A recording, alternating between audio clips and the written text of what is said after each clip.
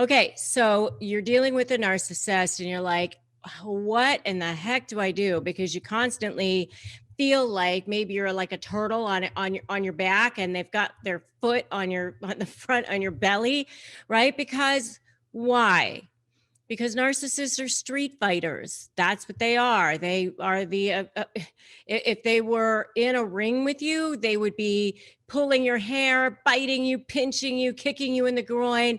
That's what they do. There's no bar that's too low, except the one that maybe they think might expose them or something like that. But a lot of times they mistake even like going too far for that, people will respect them more in some way or whatever. So that's the problem that you're dealing with here. I mean, a lot of times you are under the mistaken impression that you're both looking for a resolution, and you're thinking in your mind, because you're the reasonable person over there, what is it that they want?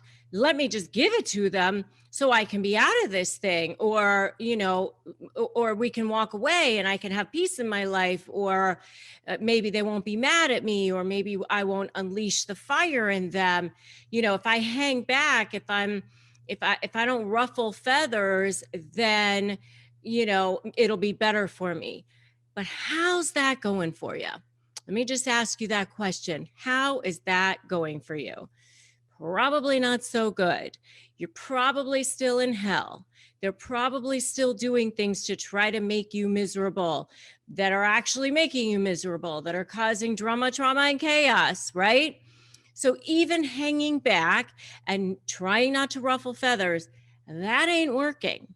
Okay, so there is a way that you can do this. You can fight back. You can do it in a way that's super strategic, but you have to be really, really smart about it. Okay, because here's the thing, they're always trying to trigger you. They're always trying to goad you. And they're expecting that by saying the right things, pushing the right buttons, jamming sticks into your weaknesses, that you're going to respond. And once you respond, then now we've got it going here, because now they're getting narcissistic supply from that response. And that's what they're addicted to. They're addicted to narcissistic supply. And if they're not going to get it from you in the form of your adulation and you doing things for them or making them look good in some way, or, there's some other value that they're getting out of the situation, then they're going to get it. They're going to get it from you in a different way. And how that's going to look is intimidating you, making you scared, controlling you, goading you, degrading you, debasing you, all of those things. And they get supply from that as well. And remember that they are supply whores. I mean, they're going to get it however they can get it. And if there's any little bit to get out of it, like, scraping the bottom of the barrel, they're still going to be there looking for it, whoring for it. I mean, they'll dumpster dive for it, no matter how bad they need, it gets. They're going to be there trying to get that supply out of you as long as there's something to be had. And they trigger you in all different sorts of ways, including things that they say to you. And if you want to know more about narcissists' favorite sayings, definitely check out my video on that. But they expect you to be the victim. They expect you to be a certain way because they've probably conditioned you for a while. I mean, unless it's a business situation, then they can kind of smell that blood too if you are hesitant in how you interact with them.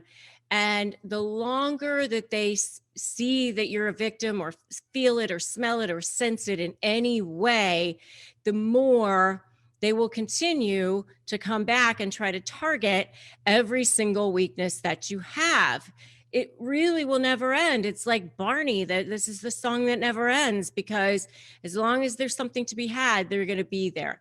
So, and that's why it seems like you can never get away from them. That's why the fight never ends. So how you outsmart them is not fighting back with exactly what they do. coming out and trying to one up them on degrading or debasing, or one up them on, slinging mud, that just gives them supply. That's not the way to outsmart them. That's the way to give them exactly what it is that they want. You're never going to get anywhere with that, ever, ever, ever. So it's finding those ways to build that invisible fence around them to eventually motivate and squeeze them, using strategy, using leverage, anticipating what they're going to do, focusing on you and your position. That's my slay methodology. And that's what works. That's what's proven. So if you don't want to continue to give them narcissistic supply, then you got to figure out a way to outsmart them. So how do you outsmart them? So number one is stop feeling like you need to respond to every single thing they say or do. A lot of times you find yourself, you get these long text messages or these long emails, or they just say things to you, and you feel like you need to go through and categorically respond to every single thing. Oh, you think I'm a horrible mother? Well, I just picked Johnny up from school today and I helped him with his homework and I took him to baseball and then I fed him dinner. Like, how does that make me a horrible mother?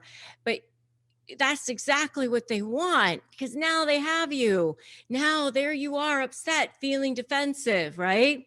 So how you can stop yourself, especially if you get long texts or long emails or those, filled with vitriol things, I want you to learn how to strategically respond and tactically respond. All you have to do is look through the email or look through the text and find the one thing that you need to respond to, like, what time are we meeting on Wednesday or whatever it is, and respond to that. And that's the only thing you need to respond to. As to the rest of it, you can just say, I'm in receipt of your correspondence and I deny your allegations. That's all you need to say. You don't need to go through every single one and prove yourself, because you know what? You never will. It's not like you're going to get them to go, oh, geez, you're right. You are a wonderful mother. I mean, it's not going to happen that way. They're never going to go, oh yeah, you're not going to convince them. So where are you going with it? Think about what your end goal is. If it's to try to convince them, you might as well go hit your head against the brick wall. Ain't going to happen. But remember that every text and every writing and anything you put your hand to is a potential trial exhibit. So you can just respond strategically, respond to the things that you need to respond to, and that's it. So that's number one. Number two is disengage emotionally. The more emotion that they can trigger in you, the more they can goad you into being upset or angry or sad, or that gives them supply. So the more you can pull back and start to disengage emotionally and start almost looking at the situation as if you're a bystander who's reporting the news, the more you are now starting to outsmart them, the less supply they are getting from you. From the situation. All right. Does this make sense? If this makes sense, I want to see an outsmart them in the comments right now. Just go below and write outsmart them, because that is what you are doing.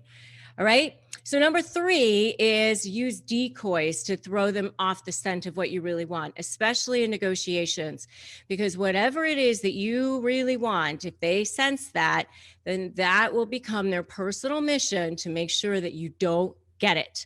Okay. So, maybe act like you don't care about certain things that you really care about, or that you care about certain things that you wouldn't matter to you as much if you got in the negotiations. And that way, at the end of the day, when you're walking away, if they think that they got you in some way, now they're none the wiser and you actually were able to outsmart them. Remember, you're not going to win by like showing them that you've won, because as long as they think that, then they're going to keep going. So outsmarting them is you winning and they think that they got something out of the situation. And And the last one is creating leverage. And I've talked about this a lot of times. Make sure that when you're creating leverage within the context of an overall strategy. It's really, really important. You have to decide when you're going to use it, how you're going to use it, where you're going to use it, all those things. But you're basically, as I said, building that invisible fence, and you are ethically manipulating the manipulator by threatening a source of supply that means more to them to keep than the supply that they get from making you miserable. And all right, so let's dive in and give you the top 10 ways to actually outsmart narcissists in a way that you can do it without backlash, without them like freaking out on you, without you like ending up going, oh my God, how in the heck am I going to do this and actually come out unscathed? Because you know how they are. They end up like flipping their lid, right? I mean, that narcissistic injury gets triggered and that narcissistic rage comes flying out. They want to punish you. They want to make sure that you never do that again. They want to make sure that you stay under their little like finger, their web of control. I was actually just talking to somebody this morning and they were like, I don't know how I'm going to do this. I don't know how I'm going to escape. This person I was talking to this morning is living with it for 30 years. And, you know, just now trying to figure out how to escape plotting and planning and making sure that she does it the right way in outsmarting the narcissist. And that's what I'm going to do. So by the end of this video, you're going to have 10. And I'm going to start with number 10. And we're going to work our way backwards so that you stay all the way to the end to get number 1. Ready? Number 10. Number 10 is don't take the bait. Okay? So they want you to take the bait. That's what they do. I mean, I remember dealing with a family member who was a narcissist, and you know, he would be like, you get into it with him, and he'd be like, yeah, now we're having a conversation. I mean, he wanted you to get into the mud with them. And once you're down in that mud, that's when they feel like now they have you, right? So when they get emotional and they get you to get emotional, then they know that they've got you into that vortex. They're pulling you in. And when they freak out and you freak out and you match their level, you're in it. So when they go here and you stay here and you stay calm, you've outsmarted them because they don't know how to do that. They're trying to pull you in and you haven't taken the bait. So that's number 10. That's one of the ways that you can definitely outsmart them. All right. Number 9. Number 9, and this is especially when you're negotiating with them, because that's my specialty. That's my sweet spot. That's my superpower. That's one of the things I love to do is negotiate. And that is to throw out a decoy. Okay. So when you're in the thick of it and you're trying to negotiate with them, whether it's a business deal, partnership, client, divorce, whatever it is, it could be in your own household. Who knows? Maybe it's a teenager. I mean, I've been coaching somebody who's been dealing with a huge family issue with regard to a probate litigation matter. Throw out a decoy for what it is that you actually want, because if they know what you actually want, then they're going to make it their mission to make sure that that's the thing that you don't actually get. Because why? Because they get supply from jerking you around, remember, right? You know, the end goal for them is not resolution. The end goal for them is supply. They get supply from jerking you around and intimidating you. So you can throw out a decoy and then you can kind of fit in what it is that you actually want down the road, but you're sort of throwing it into a package and you sort of figure out a way to strategically place it in so that you end up getting what you want, but maybe they don't necessarily know that you're ending up getting what you want. See what I mean? All right, number 8. Number 8 is asking for more than what you want. This is, again, in a negotiation. You're going to figure out what it is that you want, and then you're going to ask for way more than that, so much that they end up going, F you, I'm out of here. I mean, that's kind of a strategy for any kind of negotiation, by the way. You are going to ask for more than what you want and kind of back your way down, but never so much that you are going to make the other person so angry. But that's definitely something that you can do. All right, number 7. Number 7 is, I like this one. I like number 7 because it's a way for you to kind of disengage. Number 7 is just observe their behavior to them. So you're looking at them and you're kind of going, I can see that you're angry. You're almost like, you have to pretend almost like you have a microphone in your hand and you're reporting the news. I see that you are upset. I see you being angry. You kind of like look at them and you can almost observe their behavior to them, and it starts to disarm them when you do that, because you're actually validating them. You are actually noticing them and empathizing with them and giving them attention, which is something that they want. They want to be seen. All people like to be seen, heard, and validated. That's just part of being human. And so that actually helps to start to disarm them. And actually, I have a whole lot more on that in my video called Phrases That Disarm Narcissists, which you can check out if you'd like. But, you just kind of observe their behavior to them almost as if you are a third party. And it helps you to disengage as well, by the way. All right, so that's number 7. We are working our way down to number 1. Number 6. Number 6 is you don't defend yourself. When you start getting into, I never said that, I never did that, oh, how can you say that about me? I'm a great mom, I'm a wonderful father. Look at all the ways that I contributed to this business. Look at all the wonderful things that I've done. If you're really dealing with a true narcissist, the chances of them going, oh my God, you are right. Oh, yes, you have done all of those wonderful things. I am the wrong one. That is not going to happen. You know that's not going to happen. So you're just like wasting your breath in your air. So when they criticize you, you can just look at them and you go, wow, someone got up on the wrong side of the bed or something like that. I mean, I remember having a family member one time who was like really upset about something and came over and like accused me of something like that was like completely preposterous. She was like fighting with her husband, and I wasn't even involved in the situation at all. But then she just like came over to me and went, and you, blah, blah, blah, blah, blah. And I just remember looking at her and I went, traveling with children is so stressful. Like, I just like didn't even allow it to like come on to me at all. And I didn't even take it on.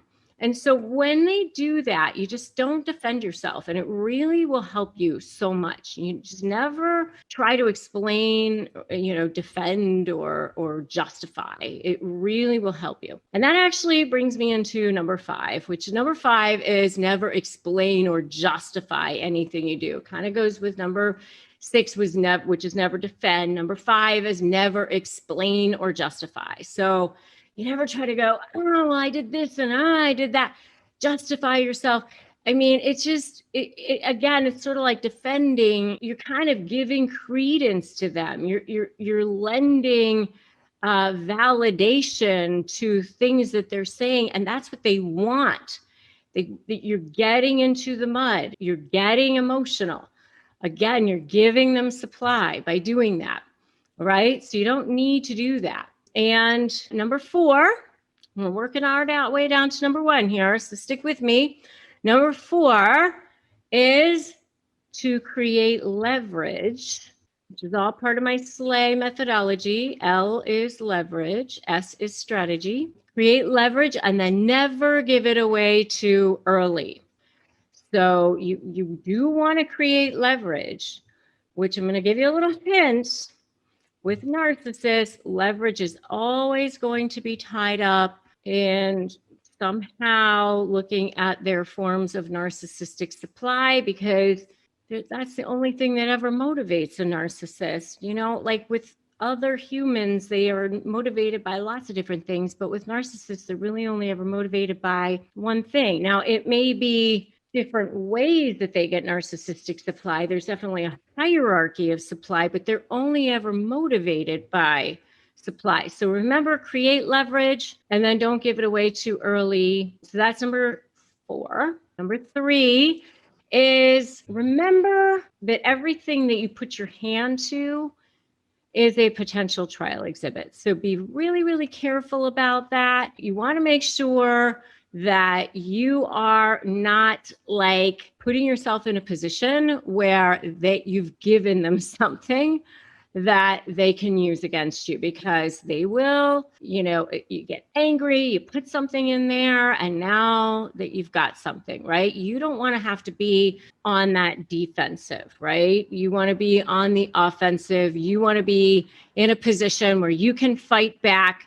And by the way, if you're so ready to fight back, give me a fight back in the comments right now. Fight back. Just remember that everything you put your hand to is a potential trial exhibit. Don't put anything in writing that they can potentially use against you. And number two, we're working our way up to the number 1 way that you can outsmart the narcissist. But number 2 is in that same vein. Remember that everything that you are doing, and it's kind of really closely related to everything you put your hand to, but everything you're doing, they're going to try to use everything you do or say against you. Like, remember, dealing with a narcissist is like getting arrested. They're going to try to goad you. They're going to try to use everything. They're going to try to use everything you do or say against you. They're going to like trick you. They're going to try to catch you, and even watch for ulterior motives.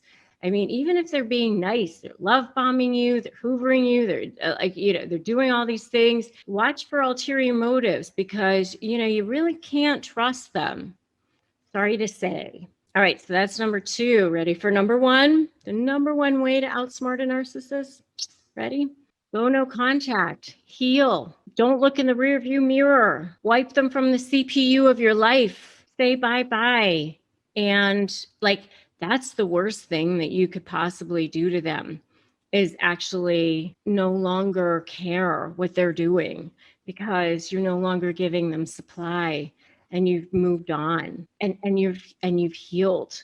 Like, that's the one thing that they really don't want, because you're no longer affected by them at all. I'm going to give you 8 ways by the end of this video to become the most powerful person against narcissists. Okay, so how do you outsmart a narcissist? I know what you all are thinking. You can never win against narcissists. I know so many people believe that you can never, ever win against narcissists. Why do you believe that? You believe that because they want you to believe that, because they started making you believe that right from the beginning of the relationship. That was part of your conditioning from the beginning. When they started love bombing you at the beginning of the relationship, that was part of the conditioning.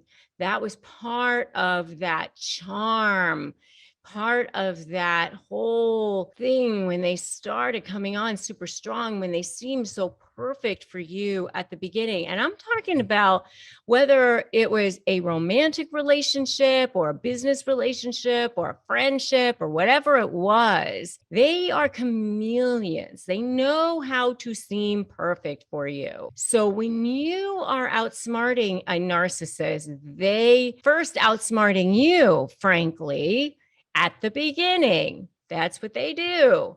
So when you have to outsmart them, you're kind of shifting the conditioning at the beginning. One of the things that you can start doing is, number 1, agree with them. You see, they love that sort of game of you disagreeing with them. They love that They want that pushback from you. They get narcissistic supply from that, especially during the discard phase, when they see that you are upset, when they see that they're getting a rise out of you, when they see that you are triggered by them. And so when you start agreeing with them, then there's not that friction. I actually used to know a narcissist. Actually, my husband and I had a narcissist in our family. When somebody would start to get upset, he would actually go, okay, now we're starting to have a conversation. Now we're starting to get going here. And the person would actually be upset. And he would actually think that that was funny or something. He would actually get kind of off on that. But that was sort of how he kind of was humored or something. But that was his way of having a conversation or something. So by just agreeing with them, you outsmart them in a way. Now, I'm going to have to give you a little bit of a caveat on this. Obviously, you're not going to agree with them on something that could hurt you in the long run, especially if you have a case going or something. You're not going to agree with them if they say, oh, you're an alcoholic, or you are a deadbeat dad, or you didn't pay something that you were supposed to pay and you actually didn't pay it. You're not going to do something that's going to hurt you in writing and say, yep, you're right, I'm an alcoholic. Obviously you're not going to do that. So within reason, you are going to agree with them. And, I do want to give my caveat that I give often as an attorney. I'm going to say to you, remember that anything you put your hand to, any writing is a potential trial exhibit. So be careful what you write, be careful what you post, be careful what you send in an email, in a text, in what you write on Facebook, what you write on Instagram or whatever. Any of those things could be a potential trial exhibit. So be very, very careful about that. But, agree with them is number one. That is something that you could do to outsmart a narcissist. Number two thing that you could do to outsmart a narcissist is ask them their opinion on things, especially if you are in negotiations, because they love to hear themselves pontificate.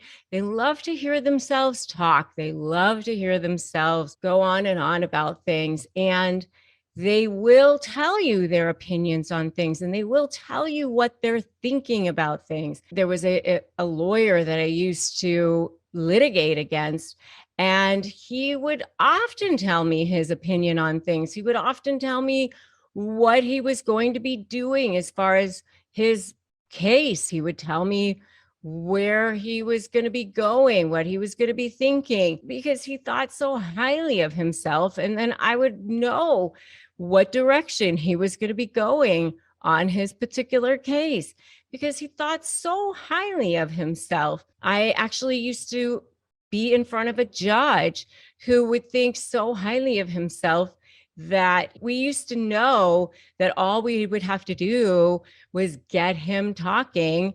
And he would talk so much that he would often change his ruling because he would talk so much sometimes, or he would talk himself into reversible error because he would talk so much. So asking their opinions on things sometimes will help you. They also are liars. So sometimes if you get them talking so much, you can actually get them to talk so much that you can get them to give you some leverage, especially if you can engage them into talking in writing. Get them talking in text messages, get them engaged in an email conversation, get them to lie, get them to admit things or whatever, because they will lie. So ask them their opinions on things and they will often tell you. That's number 2. Number 3 thing that you can do to outsmart a narcissist is don't take their bait. Oh, this is extremely difficult, but it is something that I often would know instinctively to do, even when I was dealing with 2 covert narcissists at the same time, not even knowing that they were covert narcissists. And even if you're dealing with a grandiose narcissist or an overt narcissist or a malignant narcissist, they will often give you bait. And if the more that you can not take their bait, the more you will outsmart that narcissist. So just don't take their bait. And this will lead me to number 4 thing that you can do to outsmart a narcissist, which is don't allow them to trigger you, because the more they trigger you, the more you will allow yourself to do things that will potentially get you in hot water. Once you are triggered, then they will use your reaction against you. Then they go, look at that person, they're so emotional, or look at that person, they're the crazy one. And they sit over there looking all calm, all cool, all collected. And meanwhile, they caused you to be the crazy one. They caused you to act insane. I've seen it over and over again. They give you bait. They try to trigger you. They make you crazy. They use gaslighting, word salad. They know what your Achilles heel is. They know how to get under your skin. And then you react. And then they go, oh, look, they're crazy. And so you have to have that willpower not to react. And that's why we tell you, keep your interactions brief, have boundaries, all those sorts of things, because those are the things that you can do to outsmart that narcissist. Don't take the bait. Don't allow them to trigger you. Number 5 thing that you can do to outsmart the narcissist is give them rope to hang themselves. A lot of people don't want to do this. This is especially effective if you are in a litigation setting and potentially you're working on maybe some sort of pre-litigation or maybe some sort of temporary orders or something like that. And maybe you want to give them an opportunity to have some sort of pre-agreement or something like that.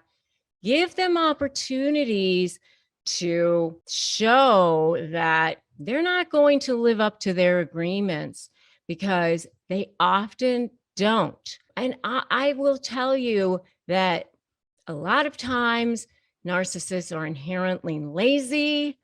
A lot of times they really don't want what they say they want.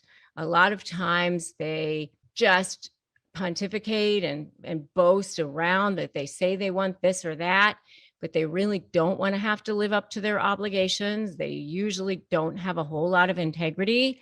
And so give them the rope to hang themselves. Let them show that they're not going to live up to their obligations, because then you can use that against them. Okay, so don't be afraid to give them some rope to hang themselves, because you will be able to use that against them. So that's number 5. Number six thing that you can do to outsmart the narcissist is hold on to your leverage until you are ready to use it. So many people will want to show them right away, look at this thing that I have, look at this thing that I have against you. But when you show them right away, then you are showing them all your cards.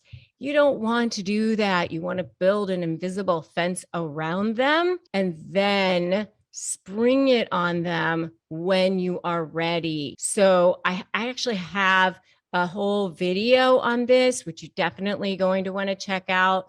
It's called Take Down the Narcissist Using This Magic Bullet, which is leverage. You're definitely going to want to check that out. So just really, really be careful about that. Hold on to your leverage until you're really, really ready to use it. Be careful about that. Hold your cards close to the vest. This is why you want to use my SLAY strategy. Strategy, leverage, anticipate, focus on you. Build your strategy, have your vision, have your goals, create your plan, then use your leverage, anticipating what the narcissist is going to do and being 2 steps ahead of them, focusing on you, your case, your position. Yes, you need a good lawyer, but I'm telling you, 99% of lawyers don't understand narcissism. Lawyers are really only there to apply the law. You've got the good leverage in your hands. You need to build the leverage. You can turn the leverage over to your lawyer, but you need to help build the leverage. So take down the narcissist using that magic bullet leverage. Hold on to your leverage until you're ready to use it. So that's number 6 way that you can outsmart that narcissist. So number 7 is spring it on them. You spring it on them when you're ready to use it. That's when you are ready to expose the narcissist, using that leverage that you're going to use to outsmart that narcissist. So that's number 7 way to outsmart that narcissist, is spring it on them only after you've sort of built that invisible fence around them. Okay, so number 6 way to outsmart the narcissist is hold on to your leverage until you're ready to use it. And then number 7 way to outsmart the narcissist is spring it on them only when you're ready. Okay, so you do not use that leverage until you are absolutely ready to use it. Got it? Okay. And I teach you how to know when you're ready to use it in the SLAY program. And in the SLAY program, I have more than 40 examples of leverage. And I have actually templates and all that good stuff for you. And then number eight way to outsmart that narcissist is to go no contact and never look back. And that is the best way that you can outsmart that narcissist. You wipe them from the CPU of your life, like as if they never, ever existed. That is the absolute best way, because that's what they definitely never, ever want. But that is the best thing for you. Then you can really, really break free and create the new life for yourself. And I'm telling you, when that happens, the sky is bluer, the grass is greener, the air smells cleaner. That is the best way for you. And the fear absolutely disappears. And I'm telling you, once you've been able to conquer the narcissist, you can do anything. I've had clients tell me, like, I feel like a rock. I feel like I can do anything. I feel like anything can come at me. There's like nothing I can't conquer at this point. So what I want you to do right now is put in the comments, I can do this, because you can do this. Seriously, the only thing that you can't do is give up, because that is what the narcissist wants. Okay. They want you to give in. They want you to give up. They want you to believe that they're stronger than you, but they're absolutely not. They are absolutely not stronger than you. You are actually the stronger one. They went after you not because you had so little value. They went after you because you had so much value. They're not attaching themselves to somebody who has like no value and no supply whatsoever. What would be the point of that? Think about it. They attached themselves to you because you had so much value, right? So if you are dealing with that pesky, awful, toxic narcissist, and you are just at your wit's end and you're trying to figure out how to outsmart them, here are 5 secrets to outsmarting them. Number 1, agree with them. And I know what you're saying. What? Agree with them? They're crazy. They're pathological liars. They say anything they want to. They accuse me of stuff that's not true. I get it. I do. I've dealt with them. I've represented them. I've had them on the other side of my cases. Had to deal with them in my own life. So, nobody's immune. Narcissists are everywhere, right? But I'm talking about ways that you can bring them down. Because remember that a narcissist game is to manipulate you. I mean, you think it's to beat you, but it really isn't. Beating you isn't the outcome. There's really no outcome. They don't really have a goal or an outcome. Their outcome is just manipulating you, messing with you, making themselves look as good as possible. And the only way that they can make themselves look good is by putting you down. And so if you steal their thunder, if you take their ammunition away, then they don't know what to do with that. So you just say, you know, if they say to you, you're always late, just say, you know what, you're right, I'm always late. And they're gonna, you know, bristle at that at first. Oh, you're being, you know, you're talking down to me, condescending, whatever. You know, they can say whatever you want. Just say, no, I'm always late. That's what you say. I'm always late. You know, and you're not saying it in a, be careful not to say it in a way that's sarcastic, or where you know, they can tell that they're getting to you, because the whole purpose of this is to just show them that you're not affected, that you're completely nonplussed by what they're saying and how they're saying it. You know, that's their perspective. You're always late, whatever. And they'll be thrown off their game with that. Okay. Now, the one little caveat I will say is, if you're going to court with a narcissist, you definitely don't want to say this like in a deposition or in court or something like that. I mean, this is where you're just having a conversation with this other person, and you're just coming up with ways to outsmart them and kind of beat them at their own game. So by them trying to manipulate you by getting a rise out of you and you just saying you're right, it stuns them. They're not quite sure what to do with that. Okay, so that's number one. Number two is the ear method. This comes from Bill Eddy, who's an author, an attorney, and a psychologist, and he's written books like Splitting and Biff and The 5 Types of People That'll Ruin Your Life. And he says you use ear statements. And this is especially true if you've got somebody who's just completely out of control and just losing their mind on you. You show empathy, attention, and respect. Ear, EAR. And I know what you're thinking. You don't want to show them empathy, attention, or respect because you don't empathize with them. You don't want to give them attention, and you certainly don't respect them. I get it. This is to outsmart the narcissist, remember? So, you know, if you act the way the narcissist expects you to act, then they know they have you. If you act in a way that they don't expect you to act, just like in number one, where we said just agree with them, this is where you're giving them a little bit of attention. And remember, that's what the narcissist wants. They want attention. So you're just giving them just enough to say, you know, I see that you're upset. You know, it must be difficult to travel, or whatever it is that you want to say to them, but you're just saying it without emotion. Just show them a little bit of empathy, attention, and respect. And if you're dealing with a narcissist in your life, just put yes in the comments. Okay, number 3 thing you can do is figure out leverage against them. Even if you're not negotiating with them in a formal sense, figuring out a way that you can gather around them and find their inconsistencies and figure out what it is that they're saying that they're lying about, catch them in their lies. Now, what I want you to do when you're doing this, though, is not show them right away what you've got, because if you're showing it to them real time, then they're constantly out gaming you, which they're very good at. I mean, narcissists are master manipulators, especially covert narcissists. Covert narcissists are great at looking really, really wonderful to 99% of the world.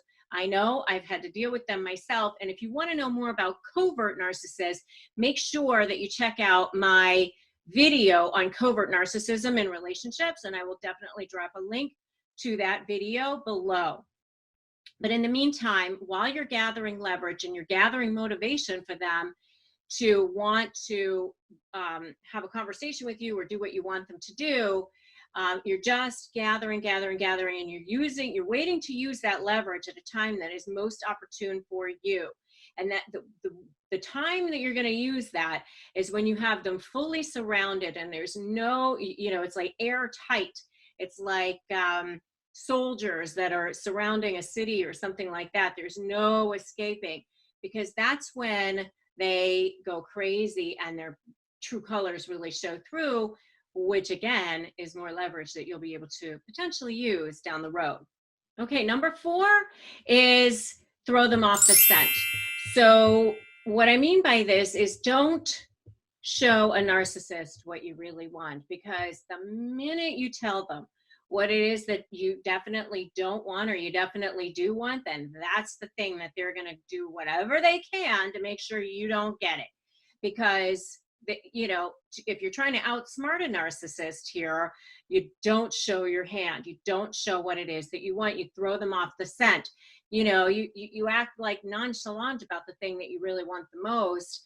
And then the thing that you don't care about, you act like that's the most important thing ever. And especially if you're negotiating with a narcissist, this is very, very critical. I have a video on how to negotiate with a narcissist, and I will drop a link to that below. Check that out if you're trying to negotiate with a narcissist.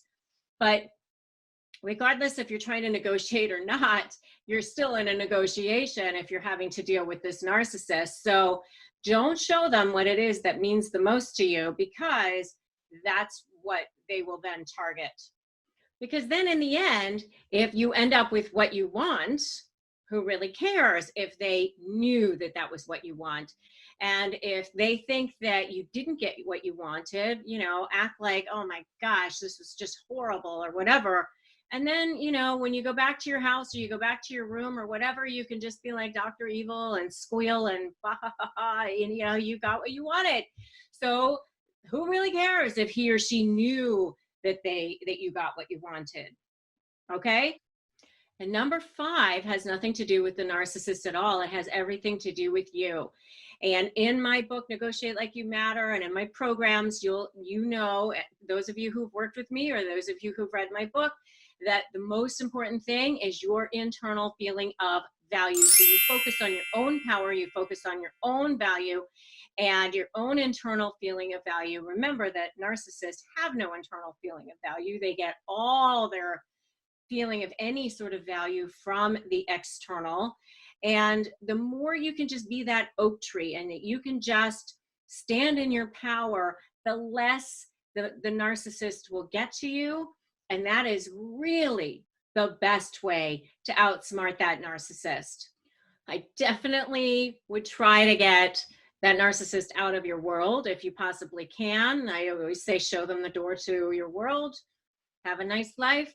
But obviously, if you're co-parenting with a narcissist and, you're still going to have to have them in your world, do something like parallel parenting, something where you don't have to deal with them on a regular basis. So if you're dealing with a narcissist, be it a covert narcissist, a grandiose narcissist, or a malignant narcissist, they engage in all kinds of behaviors, even while you are just in a relationship with them. They're gaslighting you, they're lying to you, they're manipulating you, perhaps even being abusive. More than likely, they're being abusive. Some are sneakier at it than others. Covert narcissists in particular are very sneaky at it. And so if you are dealing with a covert narcissist, I have several videos on covert narcissists, including why covert narcissists are dangerous and the covert passive aggressive narcissist. And you're going to want to check out those videos for sure if you're dealing with covert narcissists. But whatever kind of narcissist you're dealing with, they are being their narcissist selves the entire time that you're in a relationship with them. So there are 3 phases to a narcissistic relationship. It's love bombing, devaluing, and discarding. And remember that the phases of the relationship don't actually happen in a linear fashion. They happen at the same time sometimes. They can be devaluing you while they're love bombing you. And in fact, there was a study done by a psychologist with monkeys that showed that if monkeys were given a reward for doing something good every single time, nothing happened in their brain. But if they were only given a reward intermittently, variably, where the monkeys couldn't predict when they were going to get this reward, the dopamine levels in their brain actually rose to the level of someone on cocaine. And that's what happens with a relationship with narcissists. They go back and forth. The narcissists go back and forth between love bombing and devaluing, and love bombing and devaluing.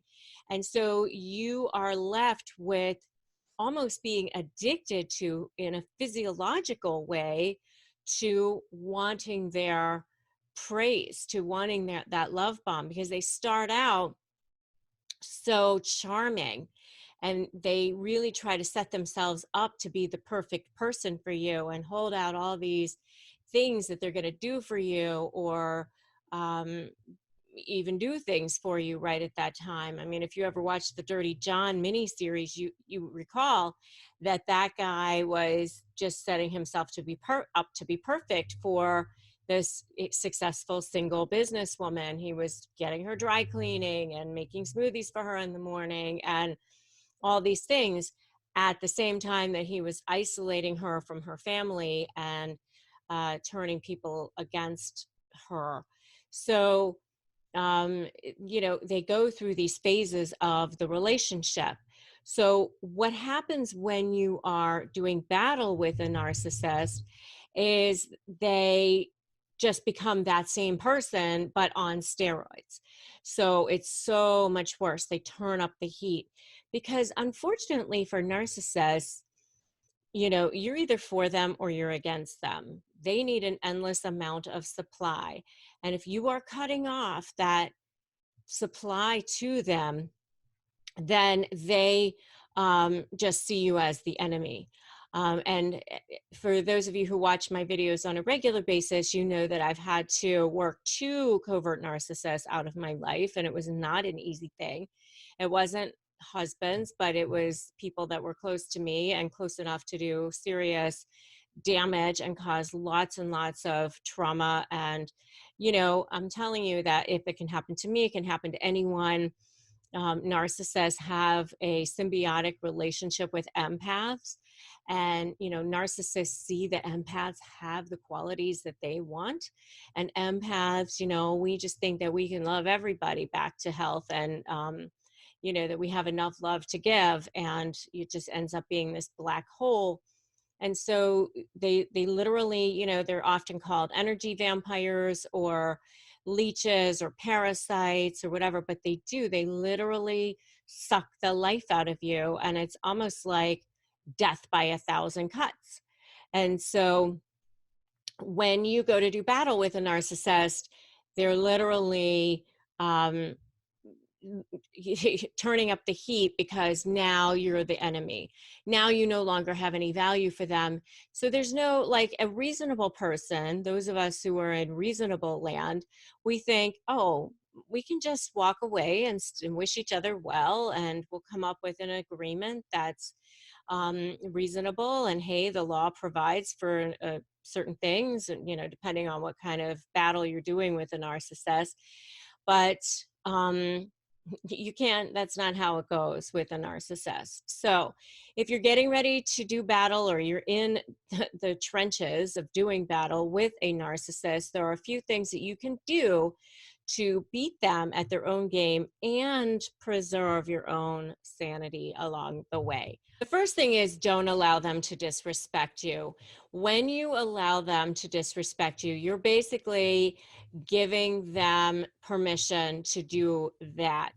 And they know how to push your buttons, let me tell you. I mean, especially if you've been in a long-term relationship with this person, they've studied you, they know exactly what your weaknesses are. And so that's where they're going to go. They're going right there to try to make you look as bad as possible. Everything you say or do is going to be turned against you, used against you, twisted, manipulated. So what you're going to have to do is just maintain your own level of dignity, maintain your own level of respect, and demand respect from them. If they are screaming, yelling, trying to talk to you in a way that's overly emotional, and they're not in control. They want you to be out of control too, because they get narcissistic supply by seeing you squirm. So by just maintaining that, hey, we're not going to have this conversation. You're not being respectful to me. This is not productive. We'll have this conversation when you can be respectful to me.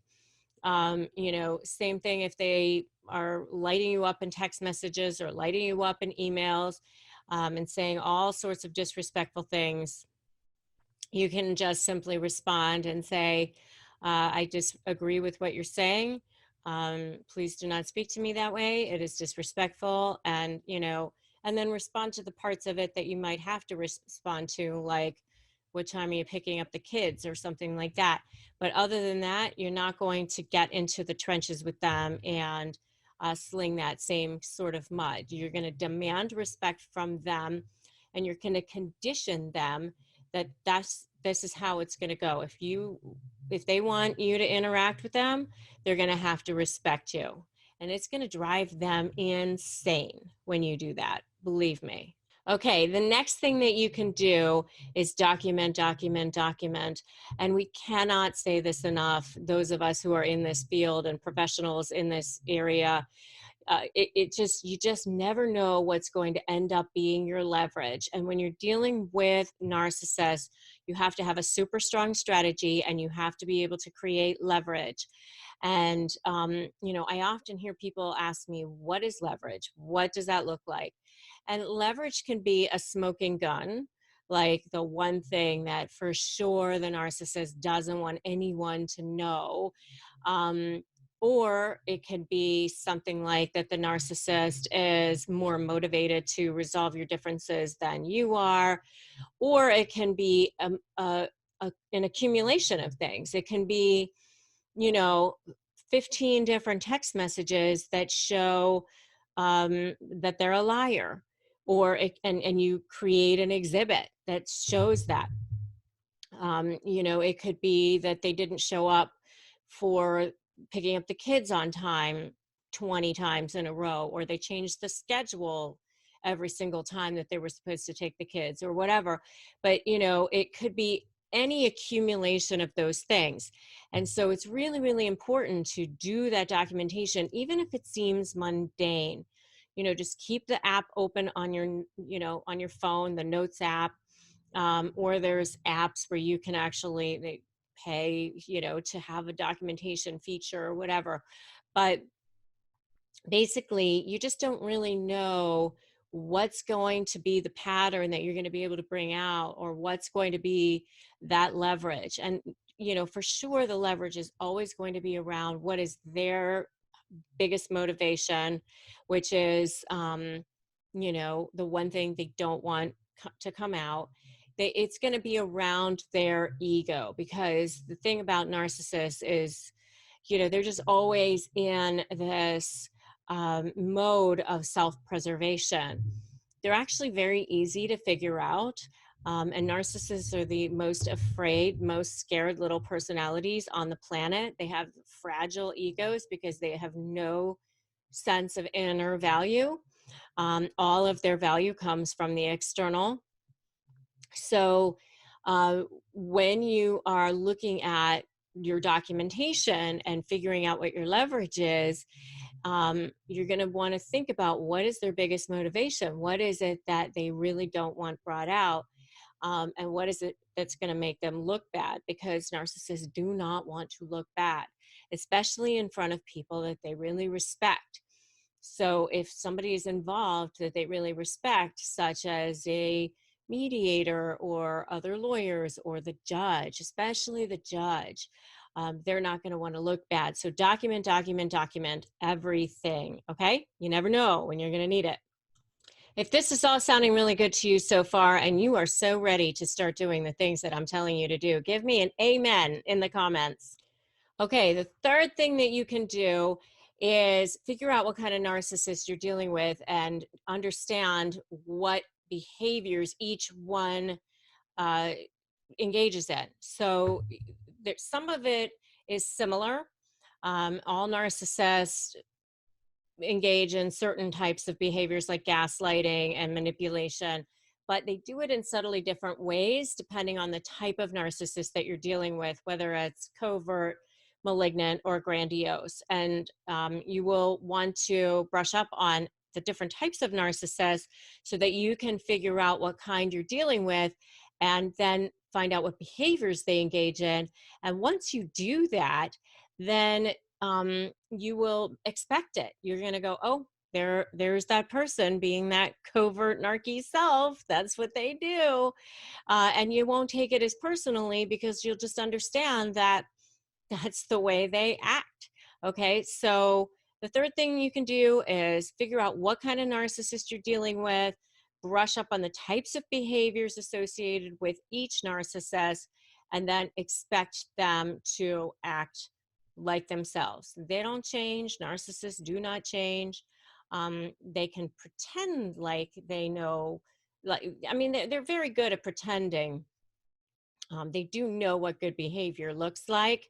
That's how they were able to rope you in the first place. And that's how they parade around the world and get people to think that they're so great.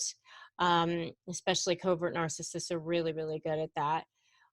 But you're going to want to figure out what kind you're dealing with and then not be surprised when they just act like themselves. Okay, the fourth thing is when you are getting ready to ask for something from the narcissist, you're going to want to ask for way more than what you actually want.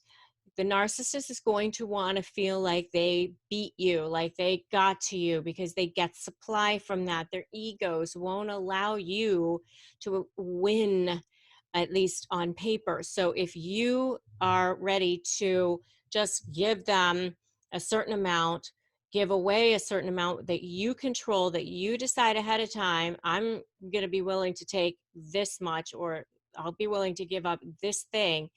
But act like it's like the one thing you definitely don't want to give up. Because if there's something that's super important to you, then that's the one thing that they're going to want to make sure that you don't get. So you're kind of playing a game here, and I call it ethically manipulating the manipulator. But basically, you're going to want to give them certain things that you kind of decide ahead of time that you were willing to give, and then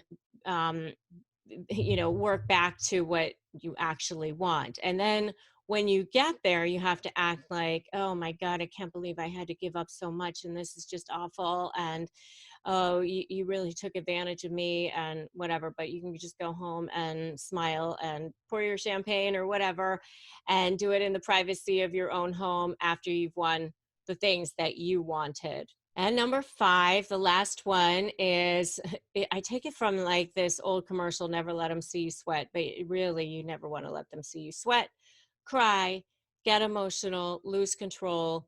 Then they get supply from that. If you need to, cry in the bathroom and then come back out, splash water on your face. If you wear makeup and you're a female, whatever, put makeup back on. If you're a guy, just splash water in your face, comb your hair, whatever you need to do to just maintain control and never let them see that they are getting under your skin. Because as soon as they see that, then they know they have you. If you know you're going to have to interact with them, and let's say it's a school meeting or it's a mediation or something like that, don't get there too early, get there on time. Don't give them opportunities to grab you and try to manipulate you, because that's when they'll start to get under your skin again. Remember what I said at the beginning, these narcissists, they know how to push your buttons. So never let them see you sweat. So why am I talking about quantum law and karma and all of these things when I am a lawyer? I'm going to tell you why right now. Because mindset is 50% of winning a negotiation, and intention is a huge part of that. 80% of a negotiation is won before you even walk into the room. Because it comes to your planning and preparation, yes, of course, but it is a huge part of it is your mindset. It is one of the most important parts of it. And mindset also has to do with your thoughts. And your thoughts are energy.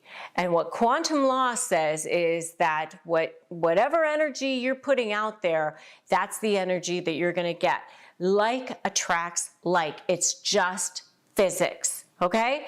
And so when you are like forming a thought in your mind and you're placing that thought out into the world, you are basically placing an order to the universe.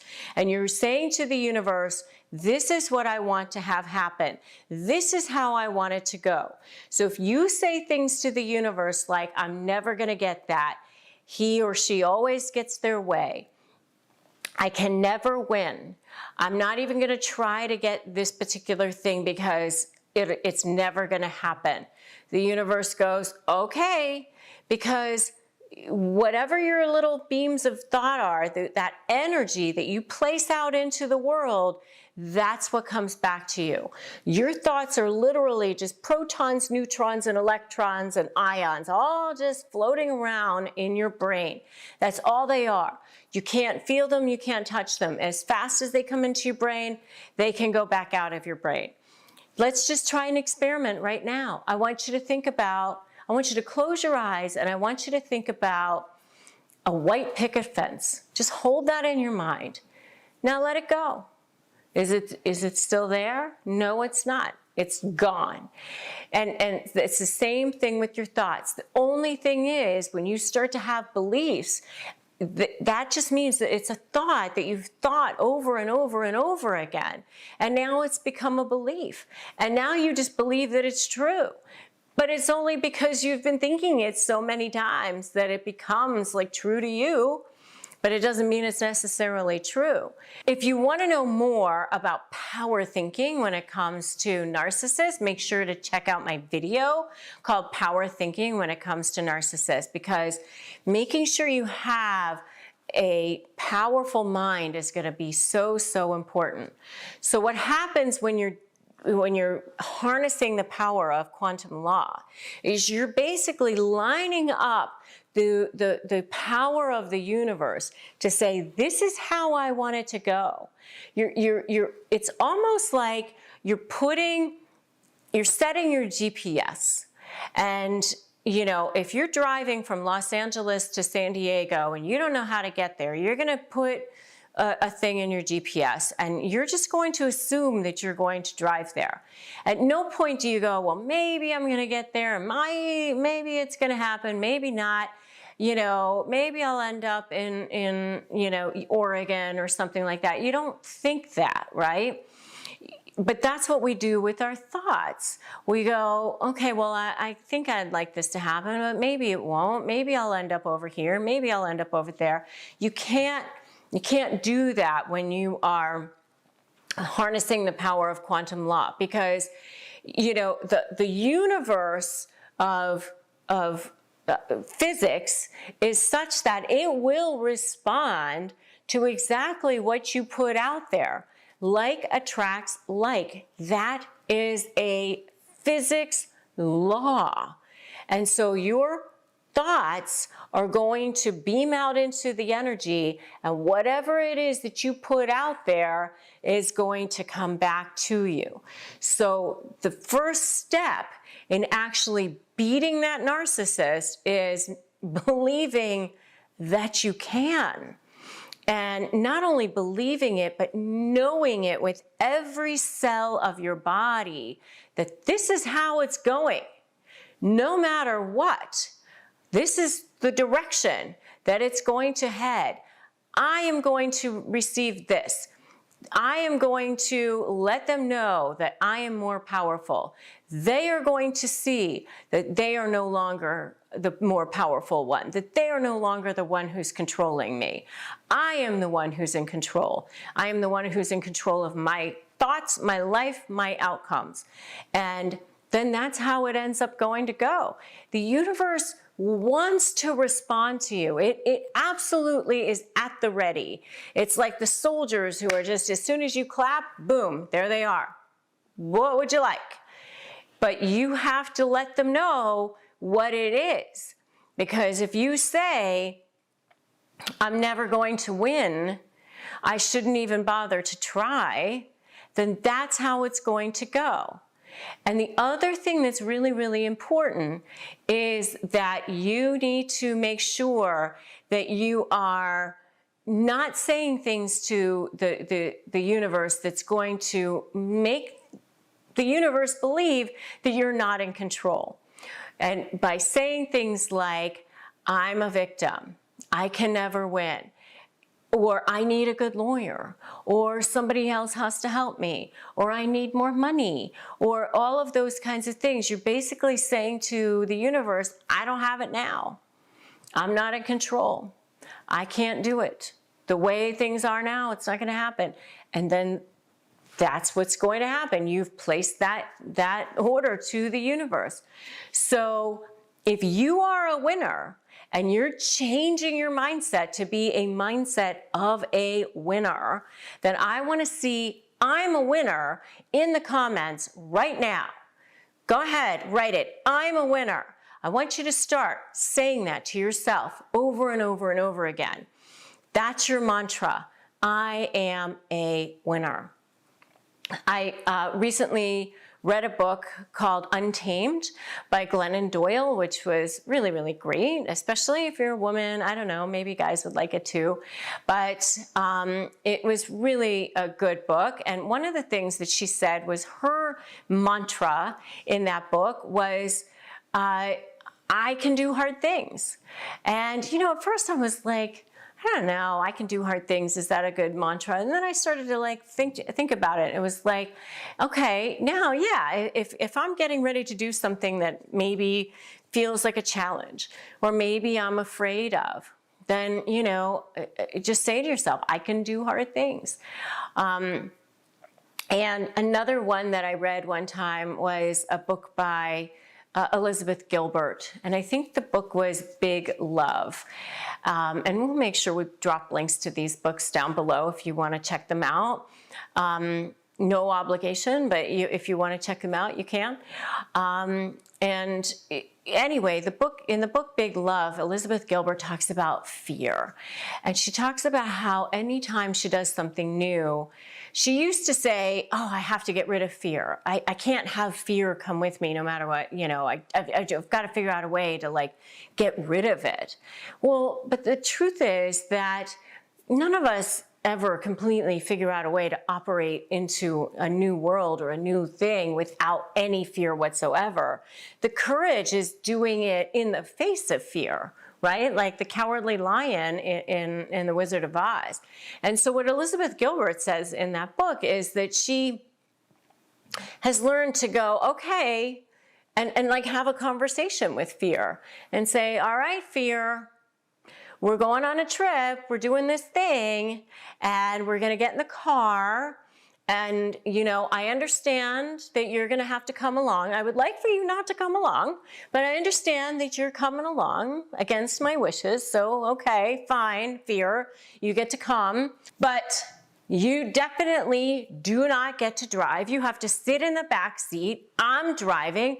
You don't get to drive. You don't get to navigate. You definitely do not even get to touch the radio. You don't get to play the songs. You just have to sit there and shut up while I'm doing this thing and I'm driving.